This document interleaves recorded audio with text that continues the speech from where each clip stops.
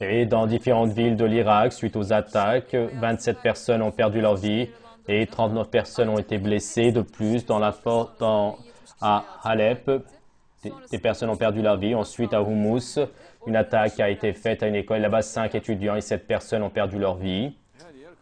Partout, c'est un lac de sang. Partout, l'événement du Mehdi, le manque de cela, et donc le cri à toute la terre, le manque d'amour, le manque de miséricorde, la division, l'esprit donc de bagarre a enveloppé toute la terre, et les derniers événements donc sont vraiment dérangeants. Et faisons une étiquette sur cela. Qu'est-ce que nous allons dire? Et faisons la paix et faisons faire la paix. Et car plus cela va, et qui va dans...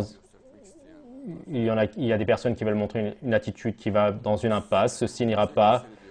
Et une partie donc des cercles regarde cela avec enthousiasme, alors que c'est super dangereux. Et les deux côtés se dévasteront et cela fera un effet très négatif, que Dieu nous en garde. Et à la fin, donc au bout, il restera une très petite structure, c'est-à-dire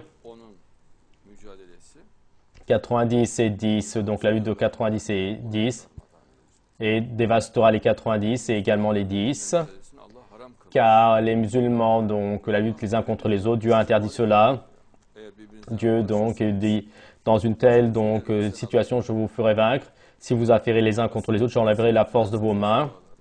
Votre perspicacité, donc je la lirai et je mettrai la peur dans votre cœur et vous serez vaincus. Pour cette raison, que personne n'encourage une telle chose, c'est quelque chose de très dangereux. Monsieur Fethullah Gülen a fait une déclaration, n'est-il pas? Que dit-il? Et je vais le trouver, oui, à peu près. Donc, il dit que moi, donc, les voleurs, les usurpateurs, ceux qui font donc des choses erronées, et donc, ceux qui font des choses illicites, j'ai dit cela, et même cela n'ira pas. Et chaque personne fera des fautes, chaque personne pourra faire un péché, et donc se maudire, cela n'ira pas. Et eux également sont des musulmans, également ce sont nos frères, et s'ils ont fait une faute, une erreur, donc ils demanderont pardon, et donc avec le pardon, donc le musulman doit être également pardonneur. Nous, donc, à chaque personne qui fait une chose illicite aussi, et on fait des malédictions, il ne restera personne dans le monde, donc. Et donc à l'hypocrite, donc on pourra faire donc leur faire des invocations de malédiction. Toutes les invocations comptent, que Dieu donc les dirige sur les hypocrites, car la situation des hypocrites est donc claire dans le Coran. Eux, certes, ils sont des traîtres, et comme ils sont traîtres, et ils vont aller dans la couche la plus basse de l'enfer, donc ces traîtres, ces hypocrites. Et de toute manière, donc dans l'au-delà, l'hypocrite n'a pas de pardon. Pour cette raison, moi, les invocations de Fethullah Gülen, que cela aille donc aux hypocrites, j'ai demandé cela, et si Dieu le veut, c'est aller chez les hypocrites. Sur les hypocrites maintenant, donc si son invocation, il la dirige vers donc l'innocent, donc ce n'ira pas, ou celui qui fait le vol, donc ou autre. Dans tous les cas, donc ce sont des êtres humains, n'est-il pas? Nous, à eux, nous allons faire des invocations et pour que Dieu donc les corrige, leur donne droit chemin, nous allons faire des efforts pour leur bien. Et donc, s'ils ont fait des fautes, ils iront en prison, mais d'accord, mais ils ne sortiront pas donc du fait d'être musulmans. Il ira en prison donc 305 ans. Il sortira de prison et il est encore croyant musulman, il fera sa prière et donc il deviendra une personne utile aux musulmans.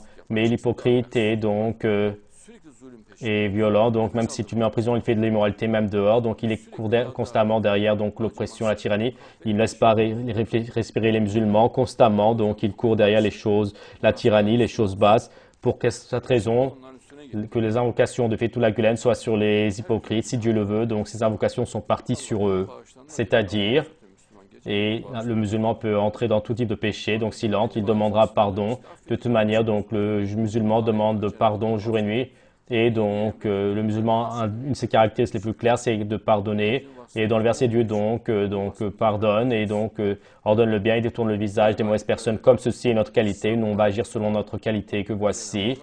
Et même dans les autres versets, et Dieu le Très-Haut nous conseille la patience et le fait de pardonner. Donc, il nous l'ordonne. Oui, si Dieu le veut, il nous l'ordonne.